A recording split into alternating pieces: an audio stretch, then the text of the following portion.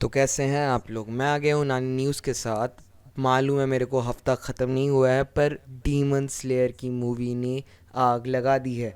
बहुत सारी चीज़ें हैं उसके बारे में बात करने के लिए, मतलब ये पूरा वीडियो ही मैं डेडिकेट क्या बोल रहा हूँ यार।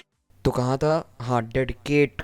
डेडिकेट सुन लो, तुम्हारा भाई अभी गूगल से पता लगा क्या है।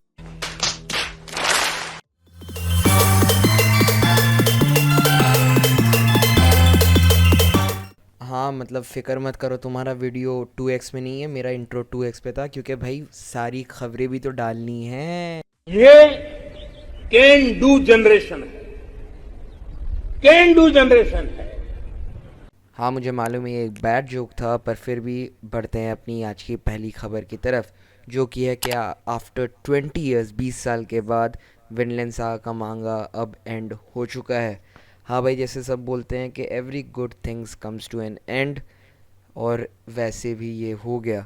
और भाई होना तो था ही, वन पीस तो नहीं है कि बस चलता रहेगा चलता रहेगा। ले भाई से पंगा।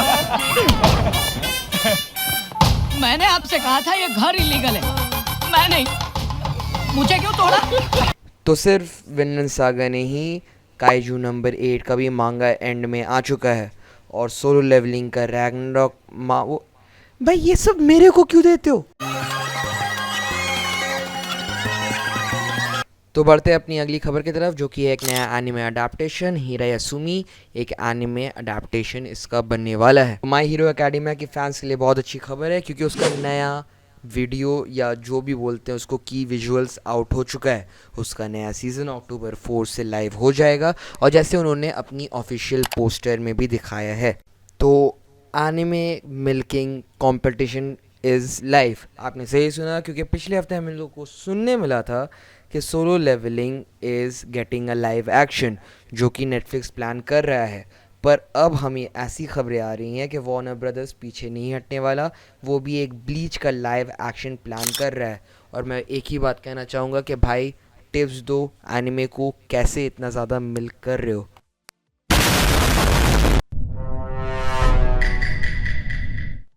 तो धोखा हो गया भाई, मैं लिटरली हंसते भी ये बोल रहा हूँ, क्योंकि ये रुक जा, मेरे को हंस ले तो। तो बेसिकली ब्लैक क्लोवर के डिस्क्रिप्शन में क्रंचीरोल ने ये बताया था कि वो 2026 में आएगा, पर कुछ दिनों के बाद वो बदल के हो गया कमिंग सून। अब मेरे को तो भाई एक ही बात सूझ रही है इस बात में कि म्याओ म्याओ म्याओ म्याओ म्याओ म्याओ म्याओ म्याओ म्याओ म्याओ म्याओ म्याओ म्याओ। तो अभी एक अच्छी खबर आ रही है कि चेनसॉ मैन का जो मूवी रिलीज़ होगा वो हम लोग से जापान में एक हफ़्ते पहले होगा। मतलब जापान में होगा वो 19 सितंबर को, और एक हफ़्ते बाद मतलब 26 सितंबर को हम लोग को वो देखने मिल जाएगा। मतलब हमें इतना वेट नहीं करना पड़ेगा जितना हमें डीमन स्लेयर की मूवीज़ के साथ वेट करना पड़ेगा, जहाँ पे लिटरली अभी वो चल रही है, पर हमारे में शायद सितंबर या अक्टूबर में आएगी। तो अब हम लोग बढ़ते हैं अपनी 3 in 1 न्यूज़ की तरफ, जिसमें पहली है कि आई पैरी एवरीथिंग का सीज़न 2 ऑफिशियली अनाउंस कर दिया गया है, जो मुझे नहीं मालूम क्या है।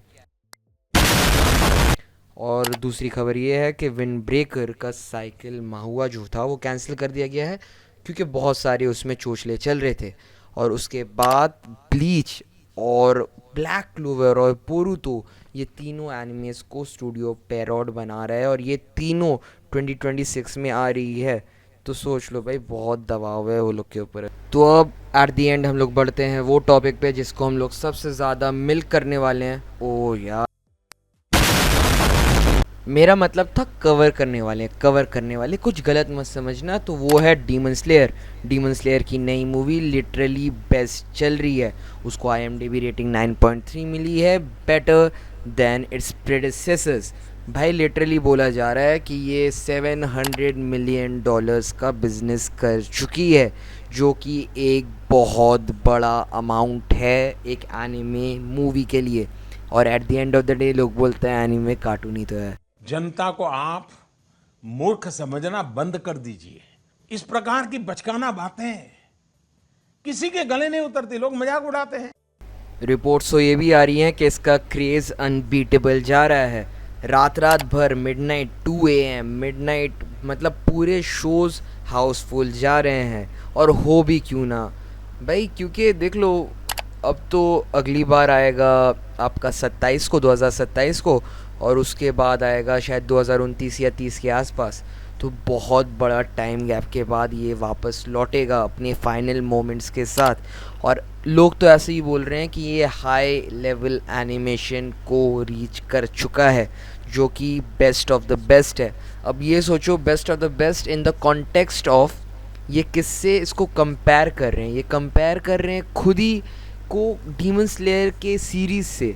तो उसकी एनिमेशन इतनी खूबसूरत है, इतनी प्यारी है, मैग्निफिसेंटली अच्छी है, वो उससे बेहतर बोल रहे हैं। तो सोचो लेवल ऑफ एनिमेशन जो इन्होंने अभी अचीव किया है। क्रिटिकल अक्लेम्ड ये एनीमे तो बहुत अच्छी है, ऑडियंस पसंद भी कर रही है, पर नंबर गेम में भी ये अभी फ्रंट फुट से खेल रही है, क्योंकि ये highest grossing first day anime opening बन चुकी है। इसने खुद ही के एनीमे, भाई सोचो ये लोग खुद ही से लड़ रहे हैं, इसने खुद ही के एनीमे जो मुगेन ट्रेन था उसको बीट किया है। 1.27 में मुगेन ट्रेन और 1.79 की ओपनिंग मिली थी इन्फिनिटी कैसल को।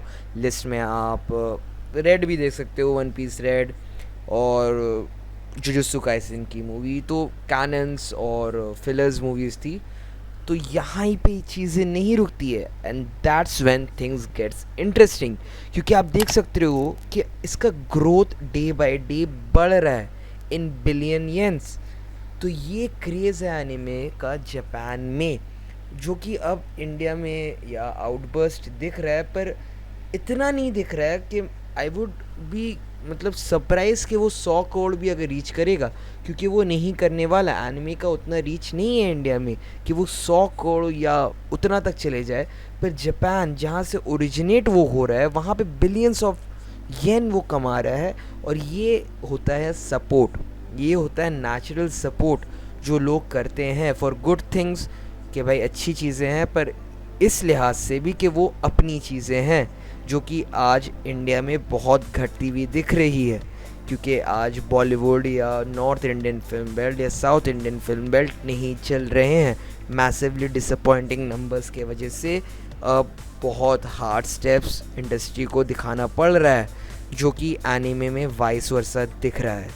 हाँ, मुझे मालूम है बहुत सारे प्रवचन झाड़ने के बाद यहाँ पे मैं वीडियो एंड करता हूँ, क्योंकि खबरें ख़त्म हो चुकी हैं।